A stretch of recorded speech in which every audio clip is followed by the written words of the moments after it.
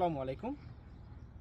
বর্তমান সময়ে আপনি যদি হারাম বিষয়গুলো থেকে বাঁচতে চান, সেক্ষেত্রে আপনাকে অনেক বেশি বিচক্ষণ ক্ষমতা রাখতে হবে। আপনি ইসলামের কথা শুনতেছেন, তার পিছনে ব্যাকগ্রাউন্ডে দেখবেন যে একটা মিউজিক লাগানো আছে, মানে আপনি ইসলামিক কথা শুনতেছেন অথবা আল্লাহর কথা শুনতেছেন, সেটাও হারাম হয়ে যাচ্ছে। মানে আপনি হারাম থেকে কিভাবে বাঁচবেন, এর জন্য আপনাকে অবশ্যই খেয়াল রাখতে হবে আপনি যে ইসলামিক কথাগুলো শুনতেছেন তার ব্যাকগ্রাউন্ডে কোনো ধরনের মিউজিক আছে কিনা।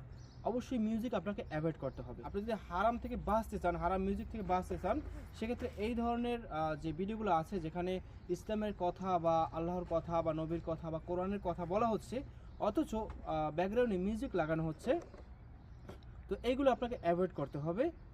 এবং হচ্ছে গিয়া বর্তমান সময়ে মানুষের মন এতটাই মানে শক্ত হয়ে গেছে, যদি ব্যাকগ্রাউন্ডে একটা স্যাড মিউজিক লাগানো না হয়, সেক্ষেত্রে মানুষের মন নরম হয় না। মানে আপনি বিষয়টা ভেবে দেখেন যে একটা আল্লাহর কথা বা কোরআনের কথা যখন বলা হয়, তখন সাধারণ কথাটা তার কানে লাগে না বা তার কলিজায় লাগে না। যখন সেম কথাটায় ব্যাকগ্রাউন্ড লাগানো হয়, তখন তার কলিজায় লাগে, এবং তখন মানুষ প্রোফাইলে শেয়ার দেয় বা বিভিন্ন তার প্ল্যাটফর্মে শেয়ার দিয়ে থাকে।